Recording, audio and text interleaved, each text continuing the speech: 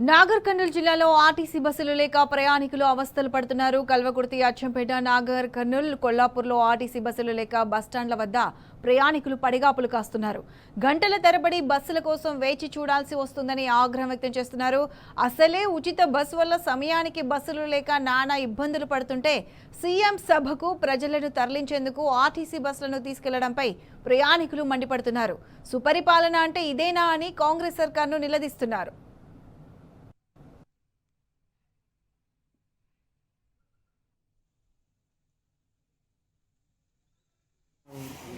Congress meeting ఏమి నాకు తెలియదు.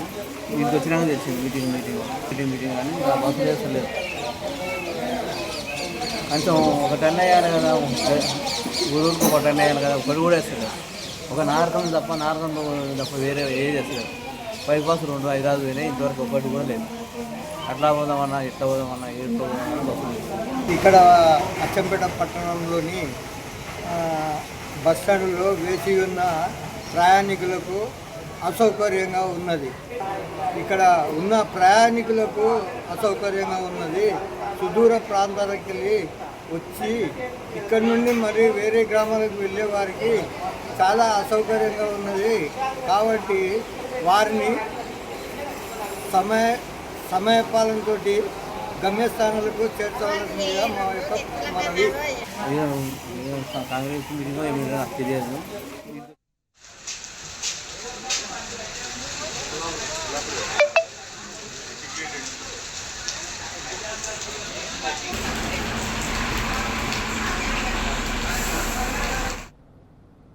రైట్, ఇదే అంశానికి సంబంధించి పూర్తి అప్డేట్స్ మా ప్రతినిధి శేఖరాచారి అందిస్తారు. గుడ్ మార్నింగ్ శేఖరాచారి, చెప్పండి. అసలు ఈ మహిళలకు ఉచిత ప్రయాణం పేరిట బస్సులు లేక ప్రయాణికులు అవస్థలు పడుతున్నారు. మరియు ఈరోజు సీఎం సభ కోసం ఉన్న బస్సులు అక్కడికి వెళ్తున్నాయి. సో ఉదయం నుంచి ప్రయాణికులు పడిగాపులు కావాల్సి వస్తుంది. దీనికి సంబంధించి పూర్తి అప్డేట్స్ ఏంటి? ప్రతిష, నాగర్ కర్నూలు జిల్లాలో ఈ రోజు సీఎం రేవంత్ రెడ్డి పర్యటన ఉంది. కొల్లాపూర్ నియోజకవర్గంలోని జటప్రోలులో ఉన్నటువంటి పర్యటనకు సంబంధించి అక్కడ బహిరంగ సభ ఉంటుందని చెప్పేసి ఇప్పటికే నాగర్ కర్నూలు జిల్లాకు సంబంధించి కల్వకుర్తి, అచ్చంపేట, కొల్లాపూర్, నాగర్ కర్నూలు సంబంధించినటువంటి ఆర్టీసీ బస్సుల ద్వారా ప్రజలను బహిరంగ సభకు తరలించేందుకు ఇప్పటికే బస్సులన్నీ బుక్ చేసినటువంటి పరిస్థితి. ఒక ప్రధాన రహదారులు మినహాయిస్తే ఏ పల్లెటూరుకు అంటే గ్రామీణ ప్రాంతాలకు బస్సులు లేక ప్రయాణికులంతా కూడా ఇబ్బందులు ఎదుర్కొంటున్నటువంటి పరిస్థితి కనిపిస్తా ఉంది. బస్ స్టాండ్లలో పడిగాపులు కాస్తున్నటువంటి పరిస్థితి కనిపిస్తా ఉంది. ఉదయం నుంచి కూడా వేకోజాము నుంచే వివిధ గ్రామాలకు వెళ్లే వాళ్ళు కావచ్చు, ఇటు ఉద్యోగులు ముఖ్యంగా వాళ్ళ కార్యాలయాలకు వెళ్లేందుకు కూడా బస్సులు లేక ఇబ్బందులు పడుతున్నటువంటి పరిస్థితి కనిపిస్తుంది. ముందే ఒకవైపు మహిళలకు ఉచిత బస్సు ప్రయాణంతో బస్సులన్నీ కూడా చాలా బిజీగా ఉంటా ఉన్నాయి. దానికి తోడుగా అసలు అంటే బస్సులు ముందే షార్టేజ్. దాంట్లో ఈ రోజు సభకు వెళ్తున్నటువంటి క్రమంలో పూర్తి స్థాయిలో గ్రామీణ ప్రాంతాల్లో పూర్తి స్థాయిలో బస్సులు లేక చాలా గ్రామాల నుంచి కూడా ప్రయాణికులు బస్టాండ్లలోనే పడిగాపులు కాస్తున్నటువంటి పరిస్థితి కనిపిస్తా ఉంది. అత్యన్న పరిస్థితులు కూడా దొరకట్లేదు. అంటే ఎందుకంటే ఆర్టీసీ బస్సులు ఉచిత బస్సు ఉన్నప్పటి నుంచి వచ్చినప్పటి నుంచి కూడా ఈ ఆటోలు వీళ్ళు చాలా తగ్గిపోయినటువంటి పరిస్థితి. ప్రత్యామ్నాయ ఏర్పాట్లు కూడా లేకపోవడంతో వాళ్ళు ఇబ్బందులు పడుతున్నామని చెప్పేసి కూడా ప్రయాణికులు ఆవేదన వ్యక్తం చేసినటువంటి పరిస్థితి కనిపిస్తా ఉంది. మరొక వైపు ఇక్కడ ఎవరైతే ఉద్యోగులు ఉన్నారో విధి నిర్వహణకు వెళ్ళేటువంటి ఉద్యోగులు వాళ్ళకు కూడా బస్సులు లేకపోవడంతో వాళ్ళు కూడా ఇబ్బందులు ఎదుర్కొంటున్నామని చెప్తున్నట్టు పరిస్థితి కనిపిస్తా ఉంది. వీళ్ళకి ప్రత్యామ్నాయ ఏర్పాట్లు చేయకుండా ఉన్న బస్సులన్నీ కూడా సభకు తరలించడంతో అనేక ఇబ్బందులు పడుతున్నటువంటి పరిస్థితి జిల్లా వ్యాప్తంగా కూడా కనిపిస్తా ఉంది.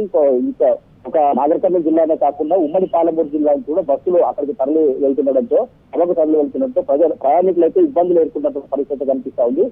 మరొక వైపు ఈ బస్సుల పరిస్థితి ఈ విధంగా ఉంటే ముందస్తు అరెస్టులు చేస్తా ఉన్నారు. తెల్లవారుజాము నుంచి ఇటు కొల్లాపూరు, పెంట్లవల్లి లో పూర్తి స్థాయిలో ఇటు బీఆర్ఎస్ శ్రేణులతో పాటు వివిధ పార్టీలకు సంబంధించినటువంటి వాళ్ళ నాయకులను కూడా అరెస్ట్ చేసి అక్రమంగా తెల్లవారుజాము నుంచి కూడా పోలీస్ స్టేషన్లు నిర్బంధించినటువంటి పరిస్థితి కనిపిస్తుంది. మరి వీళ్ళనే కాకుండా జర్నలిస్టులు, ముఖ్యంగా ఆ జర్నలిస్టులు ఎవరైతే 20 రోజులకు పైగా వాళ్ళు రిలే నిరాహార దీక్షలు చేస్తా ఉన్నారు, నాకు ఇళ్ల స్థలాలు కేటాయించాలని చెప్పేసి వాళ్ళని తప్పించుకోకుండా ఈ రోజు వాళ్ళు అంటే జర్నలిస్టులు అనేది సమాజంలో వాళ్ళు ఒక కీలకమైనటువంటి పాత్ర పోషించే వాళ్ళు. వాళ్ళ అవసరాలు అంటే కనీసం మాకు ఇళ్ల స్థలాలు కావాలని చెప్పేసి 20 రోజులకు పైగా వాళ్ళు రిలే నిరాహార దీక్షలు చేస్తుంటే ఈ రోజు ముందస్తుగా ప్రశ్నిస్తారని చెప్పేసి వాళ్ళని ముందస్తుగా అరెస్ట్ చేసి అక్రమంగా పోలీస్ స్టేషన్ లో నిర్బంధించినటువంటి పరిస్థితి కనిపిస్తా ఉంది. వాళ్ళు జర్నలిస్టులు ఏముంటది, అవసరమైతే ఒక వినతి పత్రం ఇస్తారు, వాళ్ళ గోడును వెల్లబుచ్చుకుంటారు. దాన్ని కూడా ప్రభుత్వం ఒకవైపు మరి దయనీయమైనటువంటి పరిస్థితి ఉంది. వాళ్ళని జర్నలిస్టులను కూడా వదిలిపెట్టకుండా ఈ ప్రభుత్వం Right. అక్రమ అరెస్టులు చేయడం ఎంతవరకు సమంజసమని చెప్పి కూడా పలువురు ప్రశ్నిస్తున్న పరిస్థితి కనిపిస్తా ఉంది Pratheesha. Right Shekharachari, thanks for the updates.